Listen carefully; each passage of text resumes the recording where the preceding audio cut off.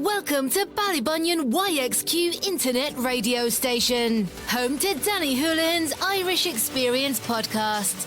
Join Danny and his friends to explore the rich hidden history of the longest coastal driving route in the world, the Wild Atlantic Way. Experience the Irish landscape, its people and its culture, all interwoven into a story that will simply take your breath away. You are tuned in to Ballybunion YXQ Internet Radio Frequency. Now, please welcome your host, Danny Houlihan.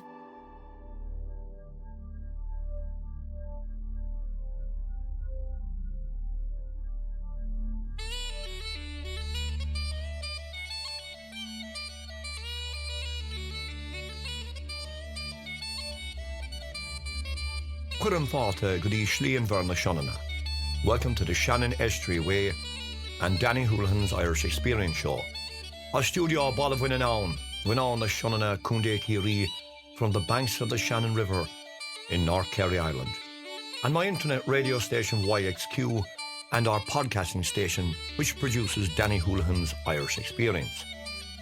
So welcome once more to my series which is now covering the Shannon Estuaruy Way and the Loop Head direction, where in ancient times the river was the artery and there were no strangers or friends along the estuary. As I've said before, if you're jogging, walking, cycling, please take care. I left my Knock County base once more on a journey into the Shannon Estuaruy Way to explore the rich landscape and see some of the history that remains of the landscape of County Clare. My grandmother, as I've said before, was from Kilrush, so I felt I was no stranger here to a place where my people once knew, lived and walked. So with cameras packed and sandwiches loaded, I headed with another antiquarian to the Tarbert-Killimer ferry.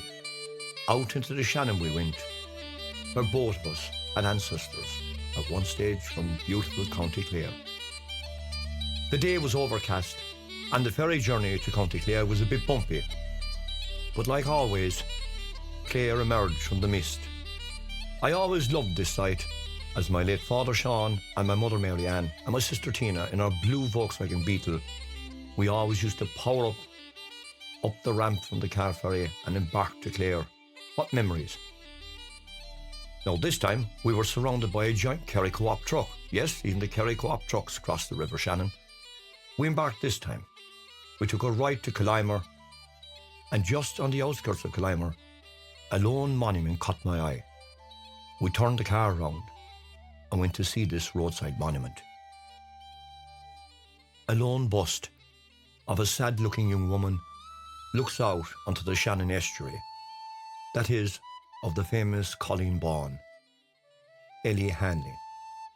On the 16th of September 1819, the body of this beautiful 16-year-old girl, Ellen Hanley, the Colleen Bawn of Croom, County Limerick, was washed ashore at Moneypoint. Tricked, according to historians, quote, into a form of marriage by J. Scandon of Ballycahan Castle. She had been murdered and soon after was thrown into the River Shannon. Scandon at that time and occasion was represented by the great Daniel O'Connell, and later his servant S. Sullivan were convicted and hanged for this terrible deed. The Colleen Bawn is buried in nearby Burrane Cemetery, or as the locals Burrane Cemetery, pronounced Burrane. The bronze images are very descriptive of the events, the union of the two, then the murder and the dumping of her lovely body into the River Shannon. The graveyard at Burrane is on the left, not far away from the monument, overlooking the River Shannon, with the ruins of an old church and surrounded by cut-stone flag graves marked everywhere. It was not long when I found the grave, as it was the grave of a well-known lexicographer and writer, Peter O'Connell, 1746 to 1826, who compiled the most comprehensive Irish-English dictionary between the years of 1765. He was a kind person and allowed the remains of the beautiful Colleen Bawn to be interred within his family grave. I stood for a short while of all that remains of the cross, which its arms have been worn off over the years, and said one prayer over this beautiful girl. Everyone, it's such a scenic spot, and a sad place and a sad story. Then we moved on towards Knock County Clare. But before this, I walked across the road to the new section of the graveyard. Another grave I visited, especially because of Ballybunion. A friend and an old musician is buried there.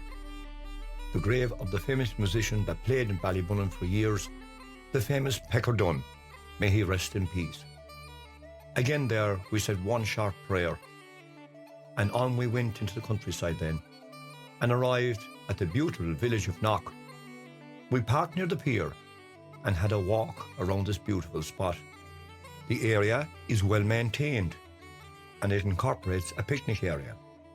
Now for those who are looking for the coordinates, it's 52.6285 degrees north, 9.3335 degrees west.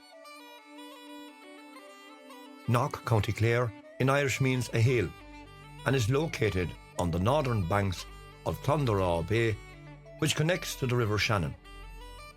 The road network that passes through Knock is that of the R486, just to note for your reference if you are travelling or in that area.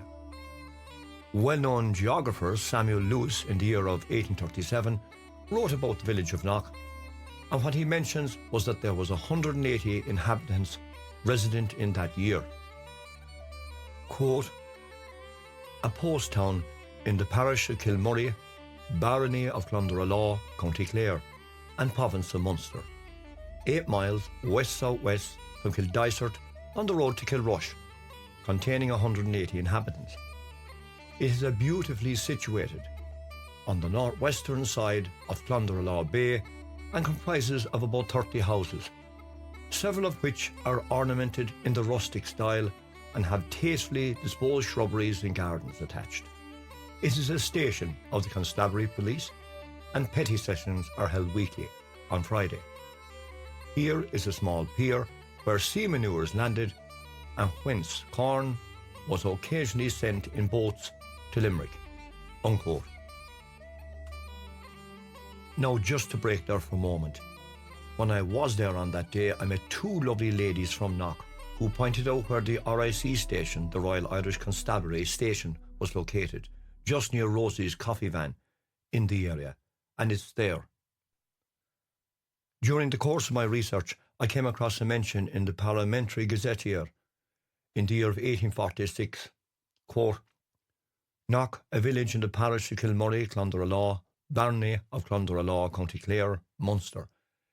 It stands on the northwest shore of Clondalkin Bay and on the coast road from Kilrush to Kildysart, 5.5 miles east of Kilrush.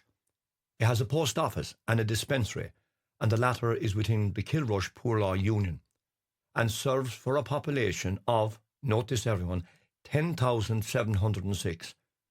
And in 1839 to 40, it expended £90 and made 4,174 dispensations of medicine.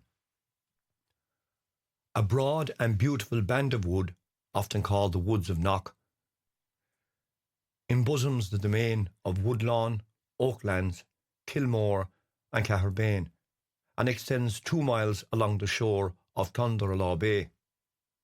The area of the village, 3 acres, population in 1831, 180, and in 1841, 115, and the number of houses was 21, unquote. Looking at an old historical 25-inch 1888 to 1913 map, it marks that there were 2 ice houses in Knock County Clare. I spoke on the day to Vincent about the ice houses, and I will return again to Knock and Vincent and walk around the buildings and get more history on them.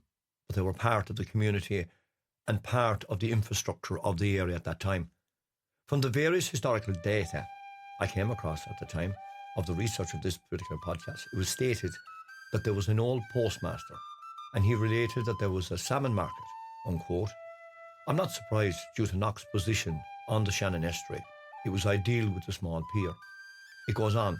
It was a very developed market in sending the fish by West Clare Railway from the nearby Kappa in Kilrush, with the fish arriving in London within 24 hours.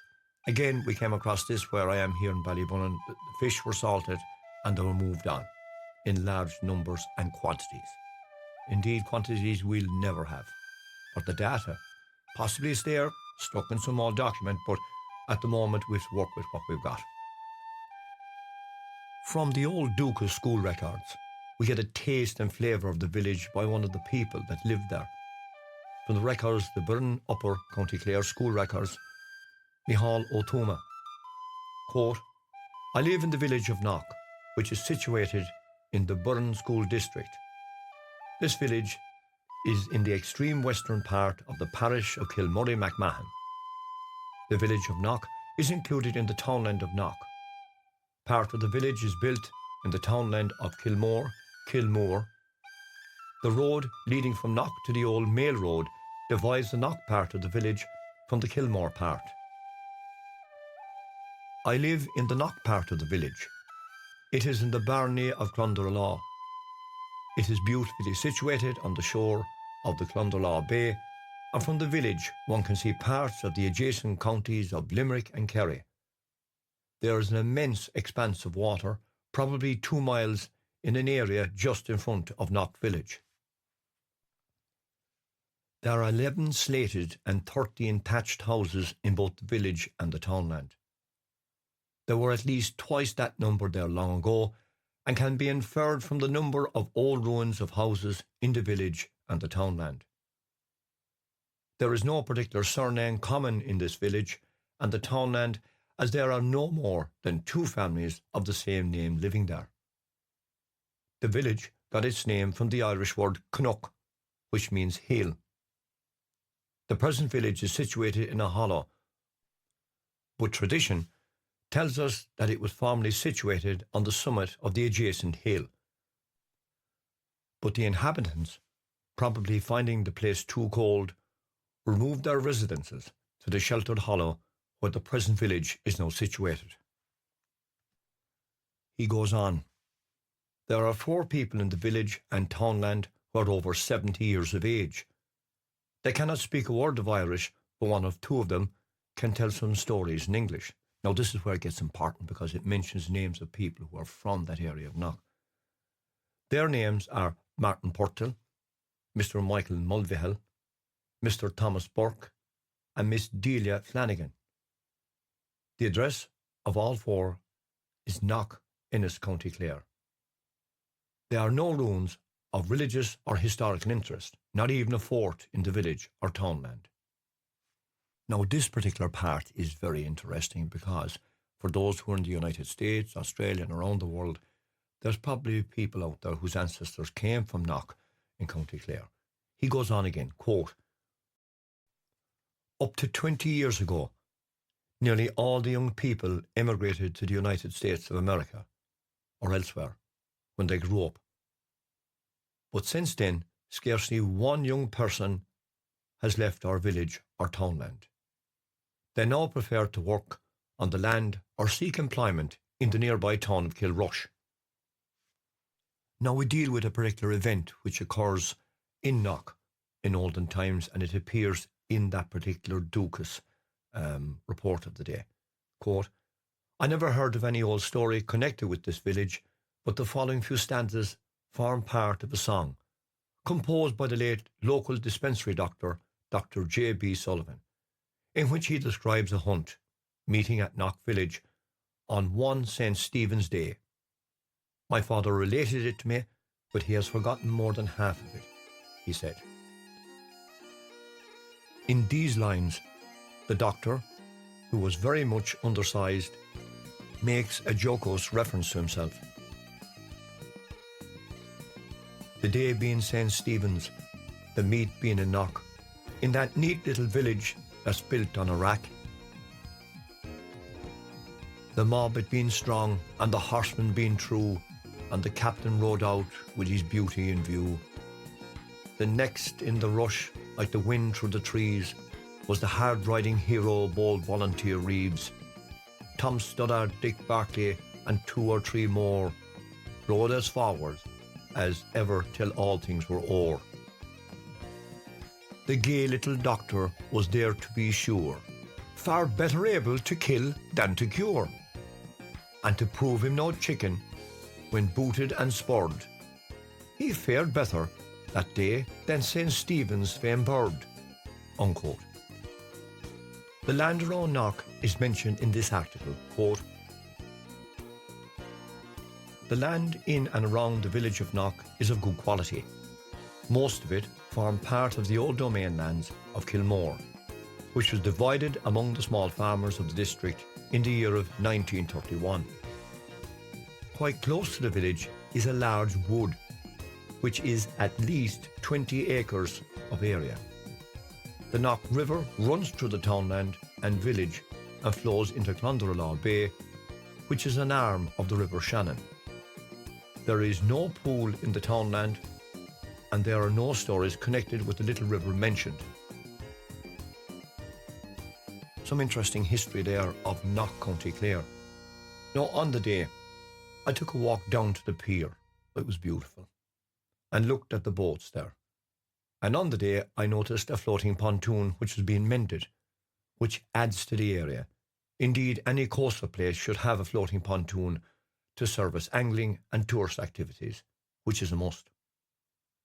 The view of the Shannon was beautiful and spectacular on that day, and I could imagine the trade that once was there, and done and carried out, and the people working in that area. Fish being produced, salted, and then shipped upriver to Kilrush, indeed across the estuary to County Kerry, now lost in time and tide and deed. Directly across the road from the famous pier, where everything was produced in the area and shipped out, is Rosie's Coffee Hut, which has the finest cup of coffee on the route. I have to say it, it's absolutely fabulous.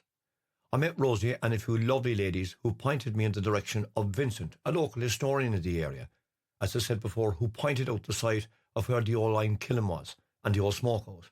I'll be back again to see them all and the site. I would like to thank them all for the lovely hospitality I was afforded there. There's also a local pub there, and it was closed when I was there, but next time I'll stop there and spend more time. So I must take my leave of you once more from Knock, the beautiful village of Knock in County Clare, Ireland, on the Shannon Estuaruy Way. Oh, Knock is a beautiful place. It's well worth a visit, so if you're on the Shannon Estuaruy Way route, please stop off in Knock and enjoy Rosie's coffee. It's absolutely fabulous, and the locals that are there are very homely, and they always welcome people there. Also, if you're touring near my location here in Ballybunion, why not check out my walking tours, Eco Trek Ballybunion, and my music is up online on Amazon and iTunes. You can check it out there as well. So from the banks of the Shannon, from Studio Ballywunion, Vunan the Shannon at Kunde Kiri, I say bye for now. Thanks for listening to Ballybunion YXQ Internet Radio Station. Don't forget to like and subscribe and follow our show on all social media platforms. Through its people and its ancient culture, this is truly Danny Houlihan's Irish experience. Bye for now.